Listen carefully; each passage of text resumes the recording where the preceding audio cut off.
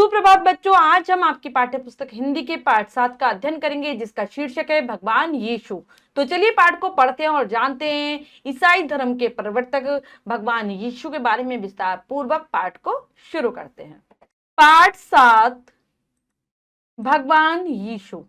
प्रस्तुत पाठ में ईसाई धर्म के प्रवर्तक भगवान ईसा मसीह के जन्म एवं उनके द्वारा किए गए मानवीय कल्याण के कार्यों का वर्णन किया गया है। तो पाठ में ईसा मसीह के बारे में बताया गया है, उन्होंने जो मानव के कल्याण के लिए जो कार्य किए, मानव की भलाई के लिए जो कार्य किए, उनके बारे में बताया गया है। पाठ को पढ़ते हैं। आज हम जिस ईस्वी का प्रयोग करते हैं, इसकी शुरुआत एक महान ईसाई धर्म के प्रवर्तक के जन्म से होती है। उसका नाम था यीशु मसीह। तो हम ईस्वी का प्रयोग करते हैं, ईस्वी लगाते हैं सन में, सन का जब हम सन को लिखते हैं तो ईस्वी का प्रयोग करते हैं।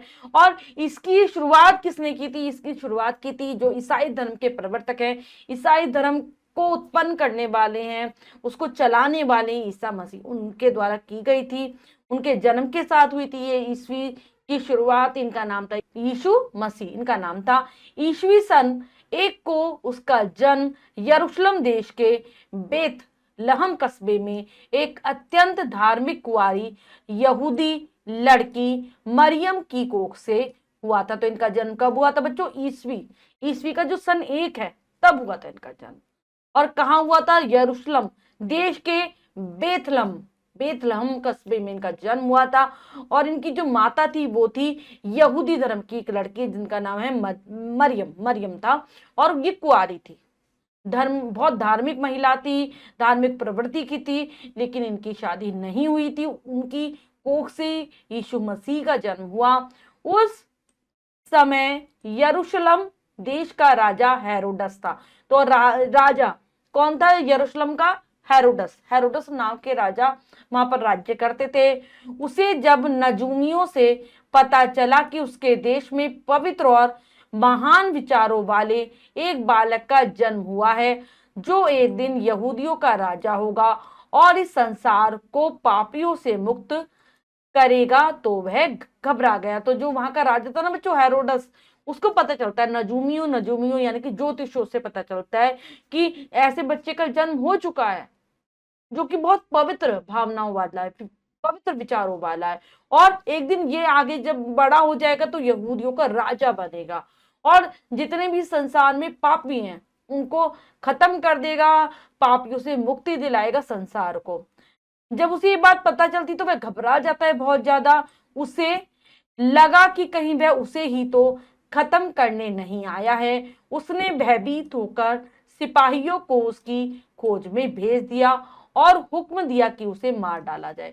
तो जो बुराई करता है वह तो डरता ही है, तो वह बुरा राजा था, इसलिए वह सोचता है कि कहीं इसका जन्म मुझे मारने के लिए तो नहीं हुआ। अपने सैनिकों को भेज देता है, कहते कि खोज करो, ढूंढो और उसे मार डालो। किंतु यह खबर पहले ही जोसेफ नामक उस व्यक्ति को लग गई जो अब मरियम का पति था और समाज की दृष्टि में यीशु का धर्म पिता था। लेकिन खबर किसको मिल जाती है? क्योंकि मारने वाले से तो हमेशा बचाने वाला बड़ा होता है। तो जो यीशु मसीह के धर्म पिता थे जोसेफ, जिन्होंने बाद में मरियम से शादी कर ली थी, उनको पता चल जाती है। तो वो क्या करते हैं? उसने सिपाहियों के आने से पहले ही हेरोडस के राज्य को छोड़ दिया और वह मिस्र देश चला गया। तो वह वहां का उस राज्य को ही छोड़ देता और कहां चला जाता है? मिस्र देश में चला जाता है, यानी कि यरूशलेम को छोड़कर मिस्र चला जाता है। हेरोडस की मौत के बाद ही वह यरूशलेम लौटा और नाजिका नामक कस्बे में रहकर बढ़ई का काम करके अपना जीवन चलाने लगा। कुछ ही समय बाद हेरोडस की मृत्यु हो जाती है, वह वापस आ जाता है यरूशलेम और नाजिका नामक एक कस्बा है वहां पर रहने लगता है। बढ़ई का काम करता था जिससे उसका घर का खर्चा चल पाता था। धीरे धीरे बालक यीशु के पवित्र गुण प्रकट होने लगे और उसके चेहरे से एक नूर टपकने लगा।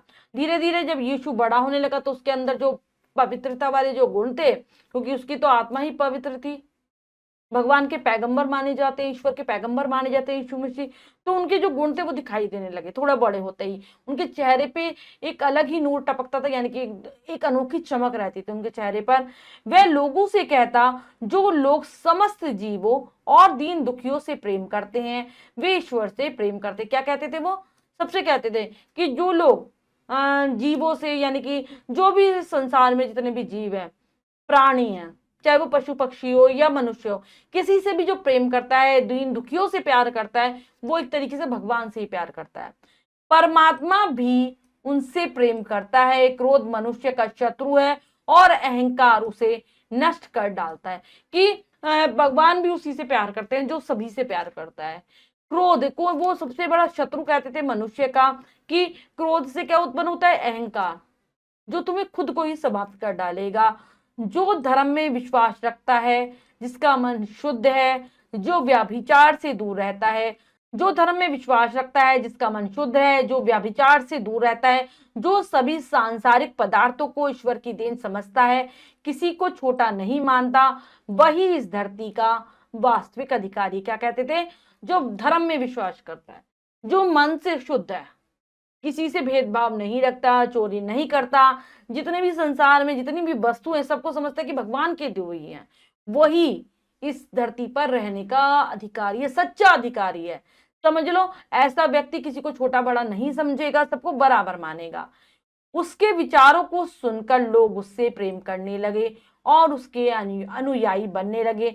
शनै शनै उनकी संख्या बढ़ती चली गई और युवा होने तक यीशु इतना लोकप्रिय हो गया कि लोग उसे अपना उद्धार करता व मसीहा मानने लगे। मतलब उसकी बातें इतनी अच्छी होती थी, इतनी शुद्ध पवित्र बातें करते थे यीशु मसीह, कि धीरे धीरे लोग उनसे प्यार करने लगे और उनके अनुयायी बनने लगे। मतलब उनकी बातों को मानने लगे, उनकी बातों के अनुसार अपना जीवन जीने लगे। धीरे धीरे उनके अनुयायियों की संख्या भी बढ़ती जा रही थी और वह पूरे प्रसिद्ध हो गए थे, लोकप्रिय हो गए थे, यानी कि सभी लोग उनको बहुत पसंद करने लगे थे। यहाँ तक कि लोग उन्हें अपना उद्धारकर्ता और मसीहा मानने लगे थे, मतलब भगवान का फरिश्ता मानने लगे थे, कि उनके द्वारा सभी लोगों का उद्धार हो सकता है, सभी लोगों को अच्छा जीवन मिल सकता है, मुक्ति मिल सकती है, ऐसा लोग समझने लगे थे। उसके हाथों में इतनी शक्ति आ गई कि वह जिस रोगी का स्पर्श करता वह भला चंगा होकर उठ खड़ा होता, वह जिस पर अपनी दृष्टि डालता वह खुश हो जाता। मतलब इतनी शक्ति भी आ गई थी उनके अंदर कि अगर कोई रोगी व्यक्ति, कोई बीमार हो, वो उसके ऊपर अपना हाथ फेर दे, उसको छू ले तो वो बिल्कुल ठीक हो जाएगा। कोई उदास खड़ा हो, अगर वो अपनी एक नजर भी डाल दे उस पर तो वो खुश हो जाएगा। वह अपने शिष्यों से कहता है, जाओ अशुद्ध और पापों में लिप्त मनुष्यों का उद्धार करो, उन्हें परमात्मा में विश्वास करना सिखाओ, उनसे कहो कि परमात्मा ही सबसे बड़ा है, यहाँ जो कुछ है सब उसी का है। तो वो मतलब अपने शिष्यों को भी ये कहते थे, यानी कि अपने अनुयायियों को भी कहते थे कि जो भी पापों में पड़े हुए हैं, जिनका मन साफ नहीं है, पवित्र नहीं है, उनका उद्धार करो, उनका मन पवित्र करो, उन्हें भगवान में विश्वास करना सिखाओ और कहो कि ईश्वर ही सबसे बड़ा है और पूरा जो संसार में जितनी भी चीजें हैं, जितनी भी वस्तुएं, सब भगवान के द्वारा दी गई हैं, सब कुछ भगवान का है। यीशु की बढ़ती लोकप्रियता से यरूशलेम के फरीसियों और पुजारियों का धंधा चौपट होने लगा। मंदिर के गलियारे सूने होने लगे। उन्होंने यीशु मसीह का विरोध करना शुरू कर दिया। तो धीरे धीरे ये बहुत प्रसिद्ध होते जा रहे थे, इनकी लोकप्रियता बढ़ती जा रही थी, लोग इन्हें पसंद कर रहे थे।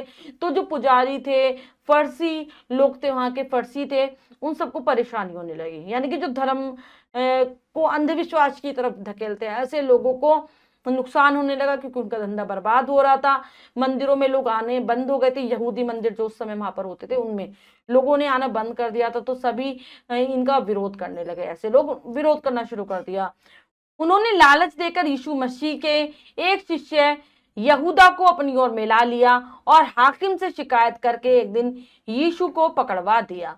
तो क्या करते हैं, लालच दे देते हैं जो यीशु मसीह के अनुयायी थे उनको, जो उनका एक शिष्य थे यहूदा, उसको अपनी तरफ मिला लेते हैं हाकिम से, जो उस समय वहां का राजा था, उससे शिकायत कर देते हैं और यीशु को पकड़वा देते हैं। उसे ले जाकर हाकिम के सामने पेश किया गया और कहा गया कि यह परमात्मा के मंदिर को गिराने की बात करता है और लोगों को आपके खिलाफ भड़काता है, अपने को यह यहूदियों का राजा कहता है। तो क्या कहा उनसे, शिकायत में क्या कहा कि जो मंदिर है उनको गिराने की ये बात कर रहा है और साथ ही साथ ये लोगों को आपके खिलाफ भड़का रहा है, अपने आप को राजा कह रहा है यहूदियों का। ऐसा कहकर उन्होंने वहां के जो राजा थे उसको भड़काया। उन दिनों वहां का हाकिम पिलातुस था। तो वह जो राजा था, हाकिम था, वो पिलातुस था। उसने बिना सोचे समझे यीशु को कोड़े लगवाए और उसे कांटों का ताज पहनाकर क्रूस पर चढ़ाने की आज्ञा दे दी। क्या करते हैं? कोड़े लगवाते हैं, पिटाई करवाते हैं उसकी, कांटों का उसको ताज पहनाते हैं और क्रूस पर चढ़ाने की आज्ञा दे देते हैं। क्रूस जो कि ईसाइयों का पवित्र चिन्ह है, क्रॉस, ऐसा उस पर चढ़ाने की आज्ञा दे देते हैं। सिपाहियों ने उस पर कोड़े बरसाए, कोड़े मारते सिपाही उसे क्रूस अपने कंधों पर ढोने के लिए मजबूर किया। उस पर को क्रूस उसके कंधों पर डाल देते कि इसे ढोते हुए लेकर चलो, और यहूदियों का राजा कहकर उसका मजाक उड़ाए। यीशु का मजाक उड़ाते, कहते यहूदियों का राजा बन रहा है, यहूदियों का राजा बन रहा है, ऐसा कहकर मजाक उड़ाते हैं। वे उसे गुलगुता नामक शमशान में लेकर पहुंचे और उसके हाथों पैरों में कील ठोककर उसे क्रूस पर लटका दिया। बहुत निर्दयी, बहुत अत्याचारी ढंग से उसको क्रूस पर लटका देते हैं, हाथों पैरों में कीले ठोक देते हैं और क्रूस पर टांग देते हैं। आपने देखा होगा कभी यीशु मसीह का ऐसा चित्र जिसमें वो कील ठोककर जब क्रूस पर उनको लटकाया गया था, तब हो। दूसरे दिन जोसेफ ने पिलातुस से फरियाद करके यीशु का शव प्राप्त किया और उसे कब्र में दफना दिया। तो क्या करते हैं, अगले दिन जो उनका धर्म पिता था जोसेफ, वो पिलातुस के पास पहुंचता है, उनसे फरियाद करता है कि भाई मेरे यीशु का शव मुझे दे दो। वो दे देता है, उसे कब्र में दफना देते हैं। परंतु तीसरे दिन धरती कांपने लगी। लेकिन तीसरे दिन ही क्या होता है, धरती में कंपन उठने लगता है, आकाश में बादल गरजने लगे, बिजली कड़कने लगी। तभी आकाश से एक देवदूत आया और कब्र के पास बैठे उसके शिष्यों से बोला। तो आकाश में बहुत तेजी से बादल गरज रहे थे, बिजली चमक रही थी। यीशु के कुछ शिष्य उसके कब्र के पास बैठे हुए थे। तभी वहां पर देवदूत आ जाता है अचानक से और कहता है, तुम यहाँ जिसकी रखवाली कर रहे हो वह यहाँ पर नहीं है, वह तो गलील नगर में लोगों को अपनी हथेलियों में लगे कीलों के रक्त रंजित निशानों को दिखाता घूम रहा है और कह रहा है, मैंने स्वर्ग और पृथ्वी का सारा अधिकार अपने 11 चेलों को दे दिया है। कि तुम तो यहाँ पर बैठे हुए किसकी रखवाली कर रहे हो? जिसकी तुम रखवाली कर रहे हो तो गलील नगर में घूम रहा है। वो अपने हाथों में जो उसके हथेलियों में जो कीले लगी हैं, पैरों में जो कीले लगी है, उसमें रक्त से भरे वो निशानों को सभी लोगों को दिखा रहा है, कह रहा है कि मैंने स्वर्ग और पृथ्वी का जो अधिकार था अपने शिष्यों को दे दिया है। यानी कि अब जो मैं शिक्षाएं देता था वो मेरे अब चेले, मेरे शिष्य तुम्हें वो शिक्षाएं दिया करेंगे। आज से वे ईश्वर के नाम पर तुम्हें बपतिस्मा देंगे, मतलब तुम्हें जो शिक्षाएं देंगे, दीक्षा जो देंगे ईसाई धर्म की, वो मेरे चेले ही देंगे। भगवान की जो भी मैं देता था, मैं इस दुनिया के अंत होने तक सदा तुम्हारे साथ रहूंगा। जब तक ये दुनिया समाप्त नहीं हो जाती मैं तुम्हारे साथ ही रहूंगा। मतलब अदृश्य रूप में जैसे भगवान रहते हैं वैसे रहूंगा तुम्हारे साथ। अपनी बात कहकर देवदूत अंतर ध्यान हो गया। तब उसके माता पिता और शिष्य गलील की ओर चल दिए। वह महान धर्मोपदेशक यीशु मसीह मरकर भी लोगों के दिलों में आज भी जीवित है। तो यह बात कहकर देवदूत तो गायब हो जाता है। उसके माता पिता शिष्य जब थे गलील नगर में जाकर देखते हैं यीशु को, तो यहाँ पर जो महान धर्म उपदेशक थे, भगवान की राह दिखाने वाले थे यीशु मसीह, वो मरकर भी लोगों के दिलों में आज भी जिंदा है। आज भी लोगों को अपनी धर्म की शिक्षा दे रहे हैं, अच्छी अच्छी बातें बता रहे हैं, शिक्षित कर रहे हैं, इसके माध्यम से, अपने शिष्यों के माध्यम से। तो बच्चों ये पाठ हमें सिखाता है शिक्षक या सच्चे व्यक्ति का कोई नुकसान नहीं कर सकता। यानी कि जो सच्चा है, भगवान का उपासक है, भगवान का क्या है, पैगंबर है, मसीहा है, उसका कोई कुछ नहीं बिगाड़ सकता। उद्देश्य क्या है, मानवता के हित के लिए कार्य करने की प्रेरणा देना, कि हमें हमेशा मानव की भलाई के बारे में सोचना चाहिए, स्वार्थी नहीं बनना चाहिए। अब हम पाठ के शब्दार्थ कर लेते हैं। प्रवर्तक, प्रारंभ करने वाले, नजूमी, ज्योतिषी, पापी, बुरे कर्म करने वाला, धर्मपिता, पिता की सामाजिक मान्यता प्राप्त करने वाला, नूर, तेज, प्रकाश, अहंकार, घमंड, व्याभिचार, दुष्कर्म, अनुयायी, समर्थक, मसीह, फरिश्ता, पैगंबर, ईसा मसीह, लोकप्रियता, प्रसिद्धि, क्रूस, सलीब, बपतिस्मा, दीक्षा देना, अंतर्ध्यान, अदृश्य होना। तो ये है पाठ के शब्दार्थ, इन्हें आप बहुत अच्छे से याद कर लेंगे। अब कर लेते हैं अभ्यास कार्य। क्या सीखा में से पहला प्रश्न लिखित अभिव्यक्ति में से है, सही विकल्प पर सही लगाइए। प्रश्न में 3 विकल्प हैं, 2 गलत 1 सही है। हमें सही विकल्प को चुनना है बच्चों, सही का निशान लगा देना है। करते हैं। यीशु मसीह किस धर्म के प्रवर्तक थे? ईसाई, हिंदू, मुस्लिम? तो ये थे ईसाई धर्म के।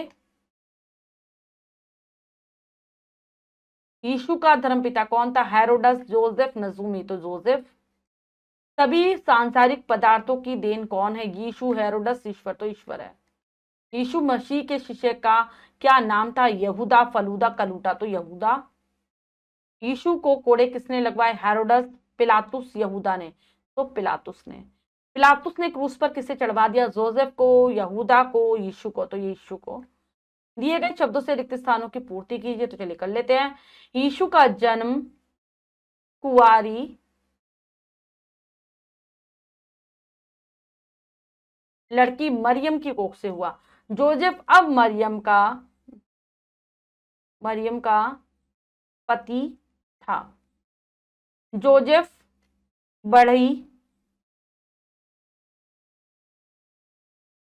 बढ़ई का काम करके अपना जीवन चलाने लगा। मंदिर के गलियारे सूने हो गए। अपनी बात कहकर देवदूत अंतर ध्यान हो गया। नेक्स्ट है सत्य कथन पर सही तथा सत्य पर गलत का चिन्ह लगाइए। कर लेते हैं। यीशु का जन्म भारत में हुआ था। गलत। यीशु के विचार सुनकर लोग उससे प्रेम करने लगे। बिल्कुल सही। यीशु जिसे स्पर्श करता वह भला चंगा हो जाता। बिल्कुल सही। हेरोडस ने यीशु को क्रूस पर लटका दिया। बिल्कुल सही।